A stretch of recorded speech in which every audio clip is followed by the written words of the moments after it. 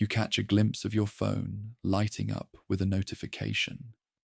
A colleague has left you on red for the third time today. They must be avoiding me, you think, your stomach tightening. Everyone at work probably thinks I'm incompetent. Within seconds, your mind has constructed an entire narrative of workplace rejection based on a simple, unanswered message. This is the invisible power of cognitive distortions, mental shortcuts that warp reality and trap you in cycles of negative thinking that feel absolutely real, even when they're not. Cognitive distortions hijack your mind, reshape your reality, and ultimately affect every aspect of your life, from your relationships to your physical health. Recognizing these patterns gives you the power to identify, challenge, and ultimately reframe these harmful thought patterns. The prison of negative thinking has always had a key, one that's been within your reach all along. What makes these distortions so powerful isn't just their ability to affect your mood. It's how they operate below your conscious awareness, coloring your perception without your permission. As you recognize yourself in the examples ahead, remember that you're not alone. Studies show that over 80% of people regularly experience significant cognitive distortions, but most never learn to identify them. This awareness is your first step toward freedom. Imagine your brain as a vast network of hiking trails through a dense forest. Each time you think a particular thought, you tread along a specific neural pathway, wearing it deeper into the terrain of your mind. The more frequently you follow a certain thought pattern, especially a negative one, the more established and automatic that path becomes. Before long, your brain begins to default to these well-worn trails of negativity, even when more accurate and helpful routes exist nearby. This isn't just poetic metaphor, it's neuroscience in action. When you repeatedly engage in distorted thinking, your brain's neural circuitry physically changes through a process scientists call experience-dependent neuroplasticity.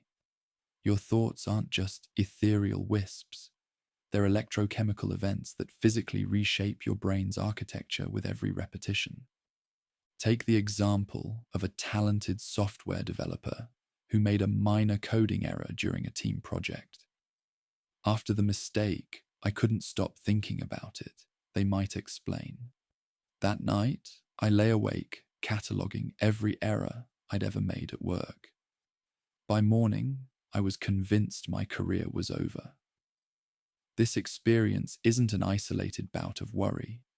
It's the anterior cingulate cortex and amygdala working in overdrive, creating a neurobiological stress response to perceived threat. The brain isn't malfunctioning. It's doing exactly what it has been trained to do through repetitive negative thought patterns. Research from Harvard Medical School has shown that people with habitual negative thinking patterns show increased activity in the amygdala, your brain's alarm system, even when no actual danger exists. This hypervigilance creates a state where your brain becomes sensitized to potential negativity, scanning your environment for confirmation of your worst fears, while filtering out contradictory positive information. It's as if your neural pathways have created a biased news channel that only reports stories supporting your negative narratives.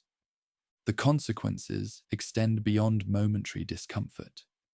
When your brain repeatedly activates these stress circuits, it releases cortisol, often called the stress hormone, which can impair the function of your prefrontal cortex, the region responsible for rational thinking and decision-making. This creates a dangerous cycle. Distorted thoughts trigger stress responses that impair your ability to challenge those very distortions. As novelist David Foster Wallace aptly observed in Infinite Jest, your thoughts can become a cage you cannot see or touch, a prison for your mind. Your brain's default mode network The system that activates when you're not focused on the external world plays a crucial role in perpetuating cognitive distortions. This network becomes particularly active during rumination, that spiral of repetitive negative thinking that many find impossible to escape. Studies have shown that people prone to distorted thinking show distinctive activation patterns in this network, particularly in regions associated with self-referential processing. In simpler terms, your brain gets stuck in a loop of negatively analyzing yourself and your experiences. However, the same neuroplasticity that creates these negative pathways also offers hope for change. Lisa Feldman Barrett, neuroscientist and author of How Emotions Are Made, explains that your brain is constantly rewiring itself based on experience. Your brain is not hardwired, it's live-wired, she notes. This means that while repetitive negative thinking strengthens certain neural connections, new thought patterns can actually create alternative pathways that eventually become your brain's new defaults. The literary world has long understood this interplay between thought and reality. In George Orwell's 1984, the concept of doublethink explores how thoughts can be manipulated to reshape perceived reality. When Winston Smith convinces himself that 2 plus 2 equals 5, Orwell provides a chilling illustration of how malleable our cognition truly is. Your distorted thoughts may not be politically imposed like Winston's, but they exert a similar influence by convincing you to accept a version of reality that isn't objectively true. What makes cognitive distortions particularly insidious is their self-reinforcing nature. When you think catastrophically about a situation, you generate genuine physical anxiety. This anxiety feels like confirmation that your fears are justified, creating a feedback loop between your thoughts and your bodily sensations. Breaking this cycle requires understanding that your feelings, while real, aren't always reliable indicators of truth. As you'll discover in the sections ahead, recognizing the gap between what you feel and what is objectively happening is the crucial first step in reclaiming your mental freedom. These neural pathways we've been exploring don't form random patterns. They organize into specific, identifiable thought distortions that psychologists have mapped and named. Like learning to identify poisonous plants in a forest, recognizing these cognitive distortions in their natural habitat, your mind, is the first step to avoiding their toxic effects. Each distortion acts as a particular lens that warps your perception of reality in predictable ways, and modern life seems almost perfectly designed to amplify them. Take all or nothing thinking, perhaps the most common distortion in our achievement-oriented culture. This is the mental habit of seeing things in absolute black and white categories with no middle ground. In professional settings, this manifests when someone receives mixed feedback on a project and thinks, if it's not perfect, it's a complete failure. This binary perspective transforms what might be a mostly positive review with constructive criticism into evidence of supposed inadequacy. Social media platforms intensify this distortion by presenting highlight reels of seemingly perfect lives, careers, and relationships, making it easier than ever to categorize your own messy, complex experiences as not good enough by comparison. The research is striking. A study from the University of Pennsylvania found that people who reduced their social media use to 30 minutes daily reported significantly fewer all-or-nothing thoughts after just 3 weeks. The constant exposure to curated perfection wasn't just making them feel bad. It was actively reshaping their cognitive patterns to see their own lives through this distorted lens. When you scroll through an Instagram feed showcasing only peak experiences, your brain begins to categorize your ordinary Tuesday as worthless rather than beautifully average. Another pervasive distortion is mind reading, the assumption that you know what others are thinking without sufficient evidence. This distortion thrives in the ambiguity of digital communication. When someone sends a text to their friend group about meeting for coffee and receives no immediate response, they might conclude they think I'm annoying and don't want to hang out with me, despite having no actual evidence for this interpretation. The delay often turns out to be nothing personal, just busy schedules and dead phone batteries. But the mind has already constructed and reacted to an entire fictitious narrative. Mind reading has become particularly problematic in a world of read receipts, online status indicators, and the peculiar social dynamics of group chats. When you can see that someone has read your message but hasn't responded, your brain's tendency to fill in the blanks with negative assumptions gets supercharged. What psychologists call the negativity bias, our evolutionary tendency to give more weight to negative information, ensures that your mind typically doesn't fill those blanks with positive or even neutral possibilities. Fortune telling, a close cousin to mind reading, involves predicting negative outcomes with certainty despite having limited evidence. I won't get the job, so there's no point in applying. Or, the date will be awkward and uncomfortable, so I should cancel.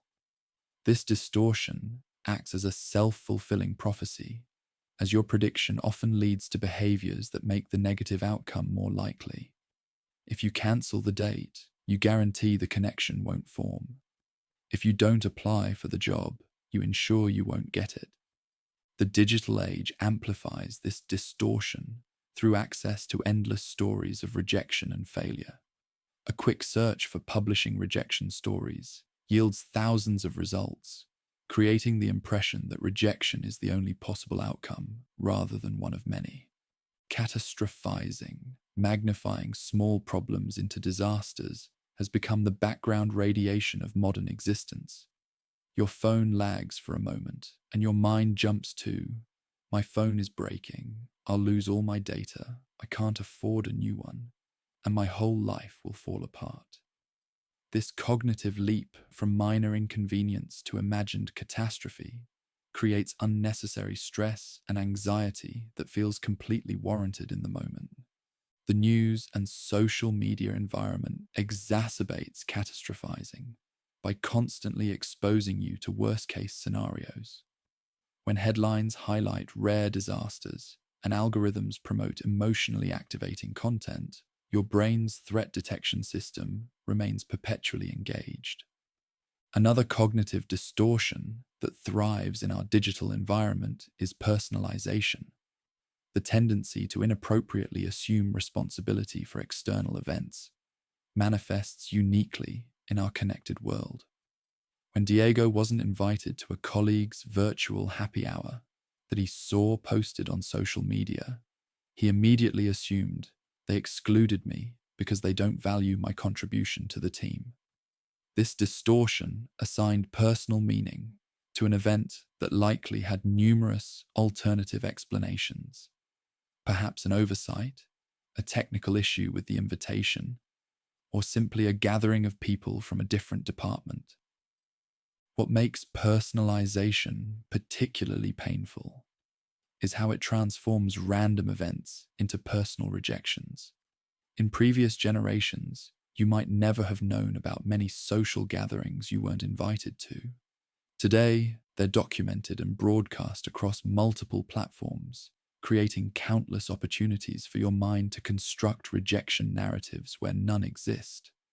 The sense that everyone is connected and included, except you, becomes a persistent backdrop to daily life. Perhaps the most subtle yet pervasive modern distortion is what psychologists call should statements, rigid rules about how you and others ought to behave. I should always be productive. I should never make mistakes. People should respond to my messages right away. These internalized demands create a perpetual gap between reality and expectation, setting you up for constant disappointment and frustration. The productivity culture that dominates modern workplaces intensifies these cognitive distortions with its implicit message that you should always be optimizing, improving, and achieving. These internal should statements create unnecessary suffering by comparing one's actual experience as a learner to an impossible standard of immediate expertise. When we tell ourselves we should know this already, shouldn't need to ask questions, or should be as confident as others appear, we establish unrealistic expectations that ignore the natural learning process. Literature has long recognized these patterns of distorted thinking. In Virginia Woolf's Mrs. Dalloway, the character Septimus Smith embodies catastrophic thinking as he becomes convinced that birds are singing in Greek and that the world is on the brink of collapse. Though written nearly a century ago, Woolf's portrayal of how thoughts can spiral into their own self-contained reality feels startlingly modern. Your distortions may not reach Septimus's extreme, but they operate on the same principle, taking limited information and constructing an entire worldview that feels unquestionably real. What makes these distortions so persistent isn't their complexity, but their simplicity. They offer shortcut explanations that require no tolerance for ambiguity or uncertainty. It's easier to conclude, "I'm a failure," than to sit with the more accurate but complex reality that I have strengths in some areas and weaknesses in others, and this particular project had mixed results for complicated reasons. Your brain gravitates toward these simplistic explanations, not because they're true, but because they're efficient. They reduce cognitive load by providing quick, albeit inaccurate ways of understanding your world. Recognizing these patterns in your own thinking is like developing a new sense. Suddenly, you begin to notice the subtle ways your mind distorts reality.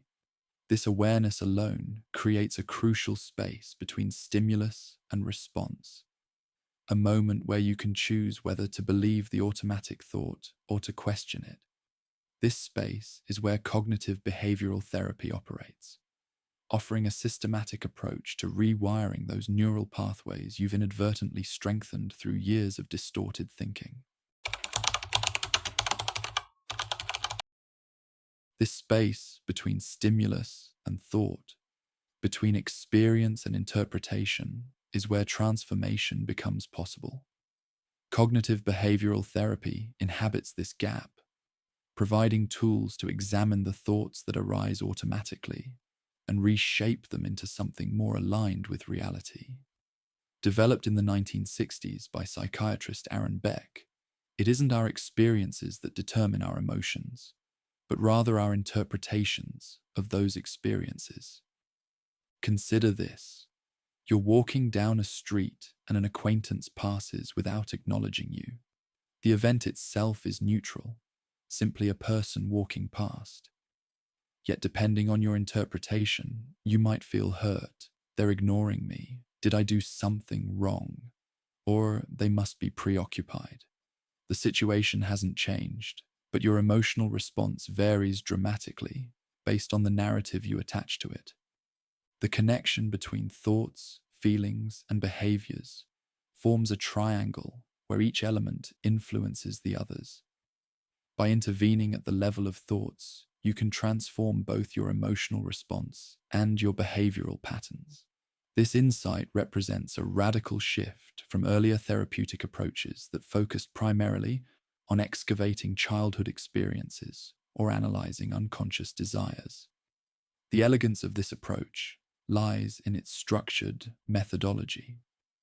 Rather than vague explorations of feeling states, it offers concrete steps. Identify the automatic thought, examine the evidence for and against it, consider alternative interpretations, and develop a more balanced perspective. This process can be visualized as a courtroom where your distorted thought is on trial. You serve as both the overzealous prosecutor and the evidence-gathering defense attorney, challenging that interpretation. This systematic evaluation is central to the process. When confronted with a potentially distressing situation, one first identifies both the thought and the emotions it generates. Then comes the crucial evidence-gathering phase. What facts support this interpretation?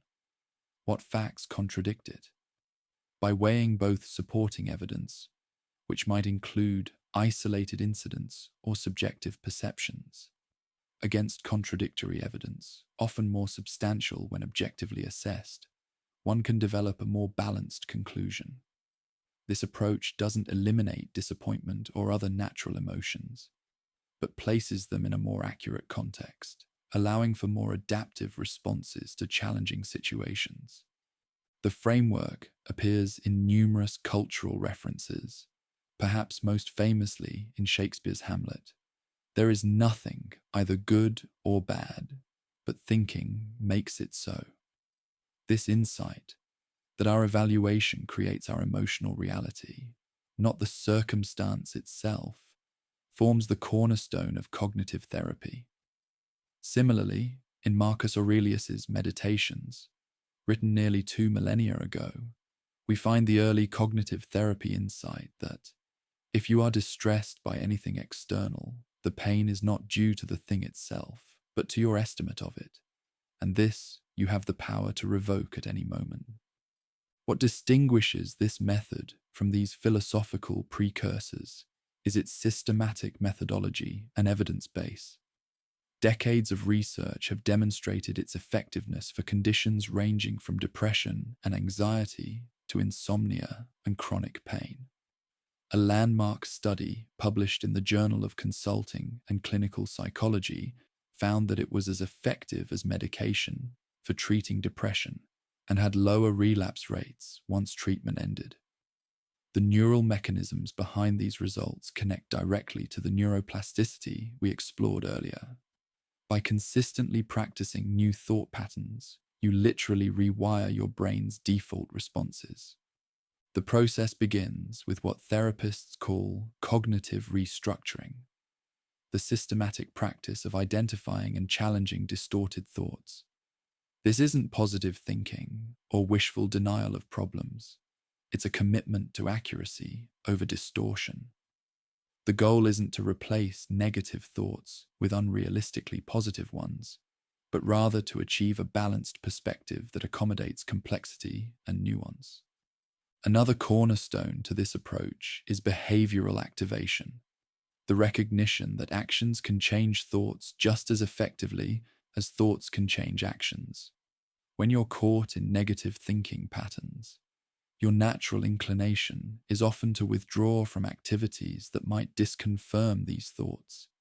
Depression tells you nothing will be enjoyable, so you decline social invitations. Anxiety tells you interactions will be unbearable, so you avoid them. This therapeutic method inverts this process by encouraging behavioral experiments that test the validity of these predictions. These experiments provide concrete evidence against catastrophic forecasts and gradually reshape expectations. One of the most powerful techniques for addressing cognitive distortions is the thought record, a structured format for examining automatic thoughts and developing balanced alternatives. Rather than attempting to banish negative thoughts through willpower, which paradoxically often makes them stronger, the thought record acknowledges them and then methodically examines their accuracy. The standard format includes columns for the situation, the automatic thought, the emotional response, evidence for and against the thought, and finally, a balanced alternative perspective. This systematic approach transforms vague feelings of distress into concrete, addressable patterns. It's similar to debugging computer code. You identify the specific lines causing errors rather than rewriting the entire program. Through consistent practice, you develop what psychologists call metacognitive awareness, the ability to observe your thoughts rather than being completely identified with them.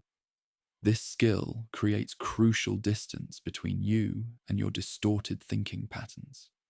Unlike some therapeutic approaches that position the therapist as the authoritative interpreter of experience, this method establishes a collaborative relationship where you become your own cognitive scientist, testing hypotheses, gathering evidence, and revising conclusions based on data rather than emotional reasoning. The therapist serves not as an authority, but as a guide, helping you develop skills you'll eventually use independently. The Japanese concept of Naikan, a practice of systematic self-reflection, offers an interesting parallel to the evidence-gathering process used in cognitive therapy. Both approaches recognize that our default interpretations are often skewed and that intentional reflection can reveal a more balanced reality. Similarly, Buddhist mindfulness practices share this therapeutic method's emphasis on observing thoughts without automatically accepting them as true. These convergent insights from different traditions speak to a universal human challenge: the tendency to mistake our interpretations for objective reality. As you develop proficiency in identifying and challenging cognitive distortions, something remarkable happens. The process that once required conscious effort begins to happen automatically, as new neural pathways strengthen and old ones weaken through disuse. What began as deliberate practice becomes an integrated skill, much like learning to drive a car or play an instrument. The effort required diminishes while the benefits compound, creating lasting changes in how you process experience. Yet understanding cognitive distortions goes beyond changing your mental habits. Their impact extends far beyond your psychological landscape into the physical terrain of your body. Each catastrophic thought, each spiral of rumination, each moment of mental time travel to imagined disasters, all of these register in your physiology, creating tangible effects that can accumulate into serious health concerns over time. Your thoughts aren't just abstract entities floating in your consciousness. They're electrochemical events that trigger cascading physical responses throughout your entire system.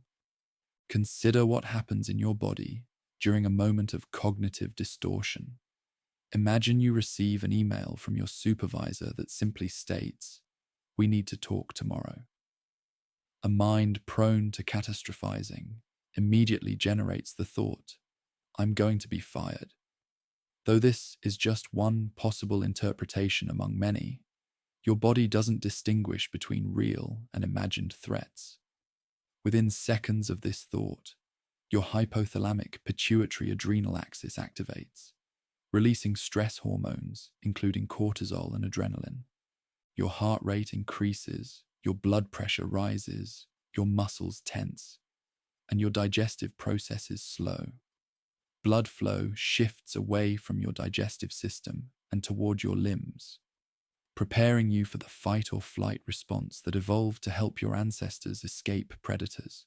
Your immune system temporarily suppresses, diverting energy to systems immediately necessary for survival. All of this occurs in response not to an actual tiger, but to a thought about a meeting that hasn't even happened yet. The research confirming this connection is compelling. A landmark study published in the Journal of Psychosomatic Research followed participants over 10 years and found that those with persistent negative thought patterns had significantly higher inflammatory markers in their bloodstream, the same markers associated with chronic diseases, including heart disease, diabetes, and certain cancers. Another study from Carnegie Mellon University demonstrated that individuals who engaged in regular catastrophic thinking showed suppressed immune function when exposed to common viruses. This physiological response makes perfect evolutionary sense. When facing immediate physical danger, your body prioritizes systems needed for immediate survival over those required for long-term health maintenance. The problem arises when your thought patterns trigger this emergency response chronically, keeping your body in a perpetual state of physiological alarm for threats that exist only in your imagination. Think about certain physical symptoms you've experienced during periods of stress or worry: tension headaches, digestive disturbances, shallow breathing, muscle tightness, disrupted sleep patterns. These aren't coincidental companions to distorted thinking. They're direct physiological consequences of the stress response triggered by catastrophic, all or nothing, or fortune-telling thought patterns. The literature on psychoneuroimmunology, the study of how psychological processes influence your nervous and immune systems, reveals several pathways through which cognitive distortions affect physical health. The most well-documented is the inflammatory response. Chronic stress triggered by persistent negative thinking increases the production of pro-inflammatory cytokines, creating a state of low-grade inflammation throughout your body. While acute inflammation is a necessary healing response, chronic inflammation is implicated in numerous health conditions, from arthritis to cardiovascular disease. Your sleep quality, crucial for physical and mental restoration, also suffers significantly from cognitive distortions. When caught in rumination, that repetitive loop of negative thinking, your brain remains in an activated state incompatible with the relaxation necessary for sleep onset. Even after you manage to fall asleep, distorted thinking patterns can disrupt your sleep architecture, reducing the deep, restorative phases your body needs for cellular repair. Your digestive system, sometimes called your second brain because of its extensive neural network, shows particular sensitivity to thought-generated stress. The gut-brain connection operates bidirectionally through the vagus nerve, with stress signals from your brain triggering changes in gut motility, permeability, and microbiome composition. This explains why periods of intense worry often coincide with digestive symptoms ranging from mild discomfort to severe irritable bowel flare-ups. The physical manifestations of cognitive distortions create a particularly challenging feedback loop. When distorted thoughts trigger bodily sensations, those sensations can then be misinterpreted as evidence confirming the original negative thoughts. Consider someone with health anxiety who catastrophically interprets normal body sensations as signs of serious illness. The thought, "This headache could be a brain tumor," generates anxiety, which increases muscle tension, which worsens the headache, which is then seen as confirmation of the original fear. Breaking this cycle requires addressing both the cognitive distortion and its physical manifestation. The classic work, The Body Keeps the Score, by psychiatrist Bessel van der Kolk, explores how psychological experiences, including persistent thought patterns, become encoded in our physiology. While his work focuses primarily on trauma, the underlying principle applies to cognitive distortions as well. Your thoughts leave physical imprints that can persist long after the initial thought has passed.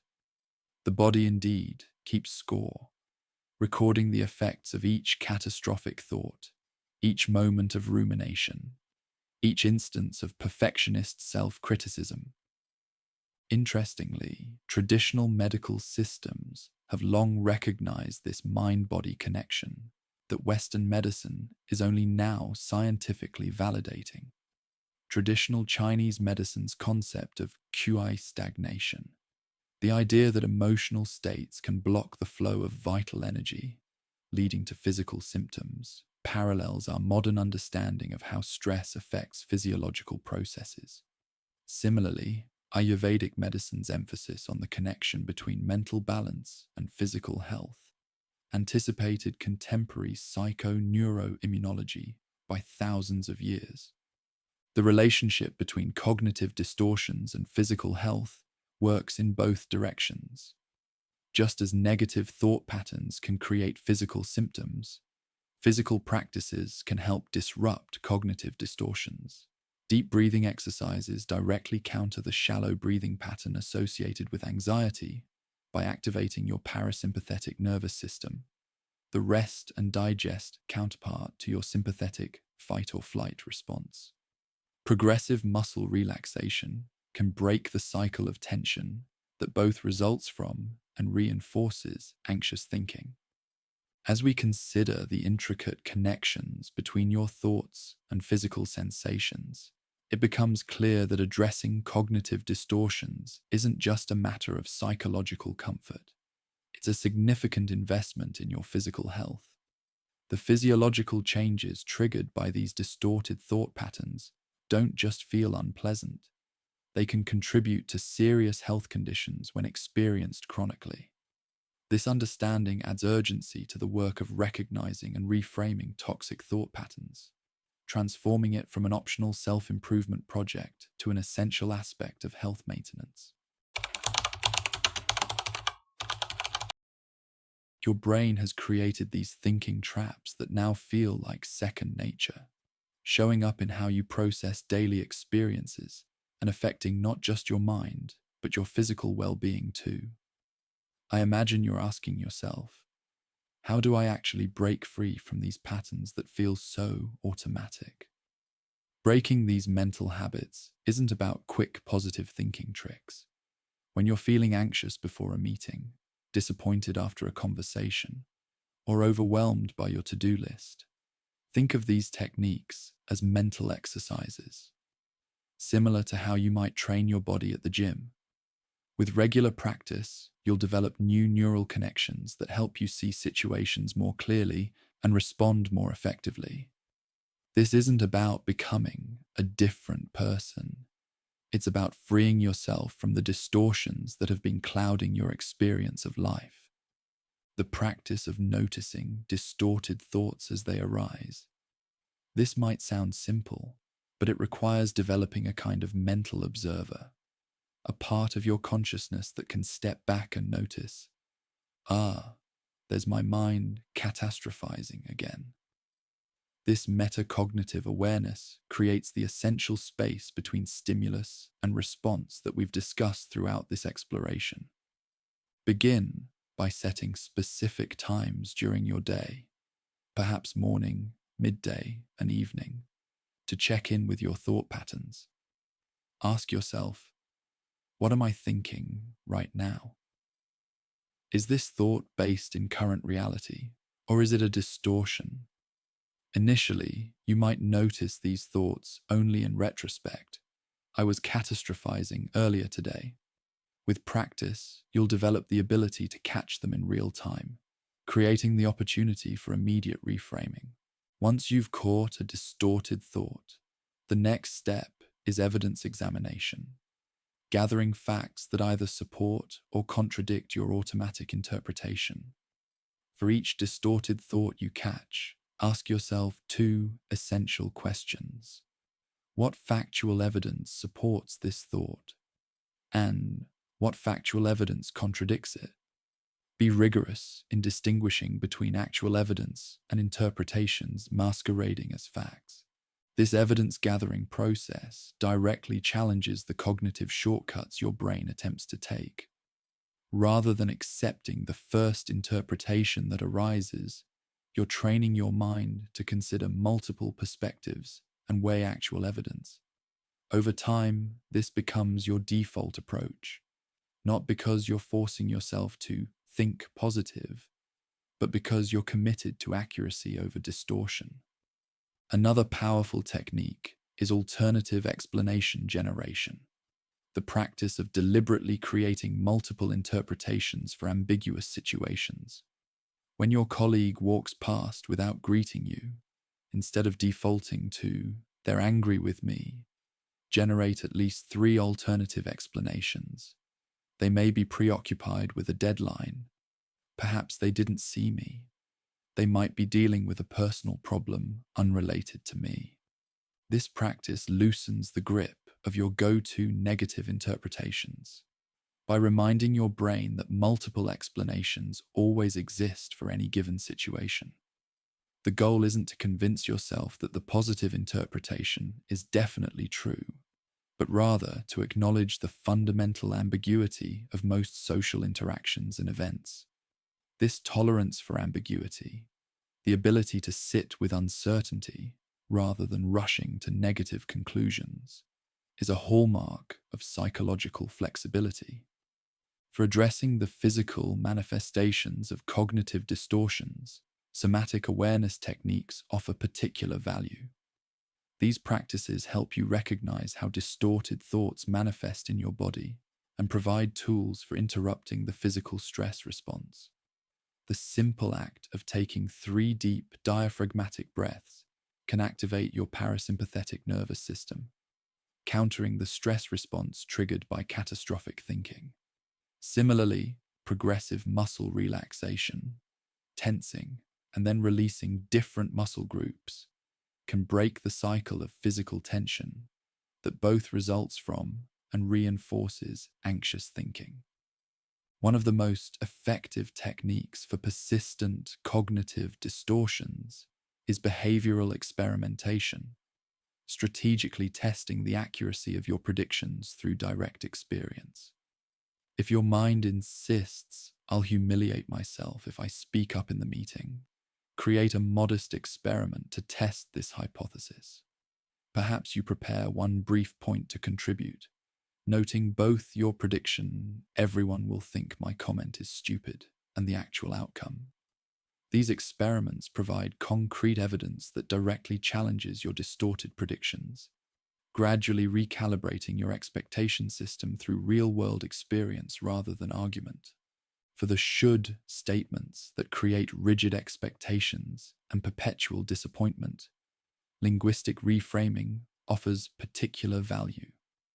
Practice replacing absolute terms like should, must, and always with more flexible language like prefer, work toward, and often. This subtle shift transforms rigid demands into reasonable preferences, creating psychological space for imperfection and growth. The difference between "I should never make mistakes" and "I prefer to work carefully and learn from mistakes when they happen" is profound. One creates perpetual failure, while the other accepts human limitation while maintaining aspiration.